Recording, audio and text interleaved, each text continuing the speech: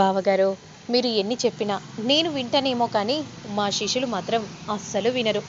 ఎందుకంటే ఎలాగైనా సరే వాళ్ళు చెయ్యాలనుకున్న ఆఖరి అస్త్రం పూర్తి చేస్తారు.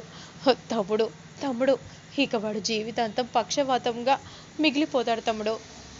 వీళ్ళ వాలకం చూస్తుంటే నాకెందుకో భయంగా ఉంది తమ్ముడు. ఏంటక్క, నాకు బావగారు ఎలాంటి వారో నాకు బాగా తెలుసు. ఎందుకంటే బావగారు ఏది చెప్తే అది జరుగుతూనే వచ్చింది. కళ్ళారా మనం చూస్తున్నాం. భయపడకక్క, దీపక్కి ఏం కాదు. ఇక అంతలో అవునత్తయ్య, దీపక్కి ఏం కాదు. ఎందుకంటే దీపక్ ఎలాగైనా మాట్లాడుతాడు. ఆ, చెప్పడం మర్చిపోయాను. రేపు ఎలాగో కోర్టు ఉంది కదా, దీపక్ మాట్లాడాలి కదా. కాబట్టి దీపక్ మాట్లాడి తీరుతాడత్తయ్యా అని అనగానే వెంటనే అలా ఎర్రగా కాల్చుకొని మూతిపై పెట్టబోతూ ఉండగా వద్దు, నాకు మాటలు వచ్చేసాయి అని దీపక్ అనగానే ఇక ఒక్కసారిగా మౌనిక షాకింగ్గా చూస్తూ ఉంటుంది. చూసారా నాన్న, బావకి మాటలు వచ్చేసాయి. నిజంగా మావయ్య గారు మాత్రం మన కోసం, మన ఇంటి కోసం చాలా ఆపత్రయపడతారు. ఎంతైనా మావయ్య గారు చాలా గ్రేట్ అని అంటూ ఉంటే వెంటనే విజయాంబిక మాత్రం షాకింగ్గా చూస్తూ ఉంటుంది. ఓరి దేవుడా, ఇప్పుడు ఏం జరుగుతుందో ఏంటో అని మనసులో అనుకుంటూ చాలా కంగారు పడిపోతూ చూస్తూ ఉండగా దీపక్ ఎలాగో ఈరోజు నువ్వు మాట్లాడగలుగుతున్నావు కాబట్టి రేపు మనం అందరం కలిసి కోర్టుకి వెళ్ళాలి అని అనగానే ఇక మౌనిక ఒక్కసారిగా షాకింగ్గా రూమ్లోకి వెళ్తూ ఉంటుంది. అసలు ఏం జరుగుతుంది? అయ్యో దేవుడా, ఇలా జరిగిందేంటి? ఇప్పుడు నేను ఏం చేయాలి అని విధంగా అంటూ మమ్మీ కాస్త నెమ్మదిగా నన్ను ఇంట్లోకి తీసుకెళ్ళు మమ్మీ, సరేరా అని అంటూ ఇంట్లోకి తీసుకెళ్తూ ఉంటే అసలు ఏం జరుగుతుంది అత్తయ్య, నాకేం అర్థం కావట్లేదు. రేపు కోర్టుకి వెళ్ళాలని మీ తమ్ముడు చెప్తున్నాడు. కోర్టుకి వెళ్తే ఆ మందారం గెలిస్తే అప్పుడు నా పరిస్థితి ఏం కావాలత్తయ్య చెప్పండి. నేనేం చేయను? వాళ్ళు ఎన్ని ముప్పు తిప్పలు పెట్టారో నా కొడుకును చూస్తూ ఉన్నావు కదా. మా ప్రయత్నం మేము చేశాము, కానీ ఇలా జరుగుతుందని మేమేమైనా అనుకున్నామా? రేపు కోర్టులో ఆ మందారమే మొదటి భార్య అని నేను కాదు అని తేలితే మాత్రం ఆ కోర్టు మెట్లు ఎక్కి అక్కడి నుండి దూకి చచ్చిపోతాను అత్తయ్య. దీపక్, చచ్చిపోతాను. అది కాదు మౌనిక, నేను చెప్పేది విను.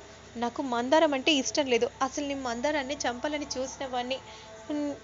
అలాంటప్పుడు నేను ఎందుకు ఇలా చేస్తాను? నా గురించి కూడా నువ్వు కాస్త ఆలోచించాలి కదా. ఆలోచించడానికి ఏం లేదు. ఎందుకంటే నాకు నువ్వు కావాలి. నీ కోసం నేను నేను ఇంతగా ఆలోచించి నీ భార్యగా వచ్చాను. నా గురించి నువ్వు ఆలోచించేది ఇదేనా? చెప్పు దీపక్. మౌనిక, నువ్వు అలా మాట్లాడకు. ఎందుకంటే మందారం కంటే నాకు ముఖ్యం నువ్వే. నువ్వే నా భార్యగా నాకు కావాలి. ఆ స్థానం కూడా నీకే ఎప్పటికీ ఎన్నటికీ ఉంటుంది. నేను కోర్టులో కూడా అదే చెప్తాను. నిజంగా అదే చెప్తావా దీపక్? అదే చెప్తాను, అదే చెప్తాడు, సరేనా? కానీ మీరు మీ తమ్ముడికి భయపడి నువ్వు ఇంకేదైనా చెప్తే అప్పుడు ఎలా దీపక్? ఏం కాదు, నేను అలా చెప్పను. నా మనసులో ఉన్న మాటనే నేను అక్కడ కోర్టు ముందు చెప్తాను, సరేనా? నువ్వేం కంగారు పడుకో, నువ్వు హాయిగా పడుకో అని దీపక్ చెప్పగానే ఇక వెంటనే మౌనిక వెళ్ళి పడుకుంటుంది. అప్పుడు విజయాంబిక దీపక్తో ఇలా అంటూ ఉంటుంది, అసలు నువ్వు ఏం చెప్పాలనుకుంటున్నావురా? ఏమో మమ్మీ, నాకేం అర్థం కావట్లేదు. కానీ నా మనసులో ఉన్న మాట చెప్పేస్తాను మమ్మీ. నాకు మందారం వద్దు మమ్మీ, నాకు మౌనిక కావాలి. నాకు ఎవ్వరూ వద్దు. ఏదైతే అది జరగనివ్వు మమ్మీ. ఏదో ఒకటి చేసి మౌనికని నా భార్యగా అంగీకరించేలా చెయ్యాలని అనుకుంటున్నాను అని అనగానే ఇక బయట ఉన్న రూప మాటలు వింటుంది. బావా, మళ్ళీ నువ్వు ఈ కొత్త నాటకం వేసావా? రేపు చూడు, నువ్వు చెప్పే సాక్ష్యం అంతా తారుమారు ఎలా చేస్తానో అని అనుకుంటూ రూప వెంటనే అక్కడి నుండి వెళ్ళిపోతూ ఉంటుంది. ఇక వెంటనే అందరూ పడుకుంటారు. కట్ చేస్తే నెక్స్ట్ సీన్లో మాత్రం దీపక్ వెంటనే లేస్తాడు. అంతలో కావాలని రూప డోర్ ముందుకు వచ్చి ఇలా మాట్లాడుతూ ఉంటుంది. హో, అవునా రాజు? అవునా? నిజమా? నిజం చెప్తున్నావా? మౌనిక గురించి ఇంత పెద్ద నిజం తెలిసిందా? నిజంగా నేను నమ్మలేకపోతున్నాను. ఒక్క నిమిషం నేను కారిడార్లోకి వచ్చి మాట్లాడతాను అని అంటూ వెంటనే కారిడార్ వైపు వెళ్తూ ఉంటే అసలు మౌనిక గురించి ఏం మాట్లాడాలనుకుంటుంది, ఆ పెద్ద రహస్యం ఏంటి అని అనుకుంటూ వెంటనే అలా నెమ్మదిగా వెళ్తూ ఉంటాడు దీపక్. ఏంటి, అసలు మౌనికకు ఆస్తులే లేవా? అదంతా ఒట్టి నాటకమా? ఈ ఇంటికి కోడలిగా రావటం కోసం అదంతా చేసిందా? ఏంటి రాజు, ఏమంటున్నావు? నిజంగా నేను నమ్మలేకపోతున్నాను. తను ఉన్నిటి బిడ్డ అని ఫారెన్కి ఎలాగైనా వీళ్ళు వెళ్ళాలని అనుకుంటున్నారు కదా, నువ్వేమో ఇలాంటి ట్విస్ట్ చెప్పావేంటి రాజు?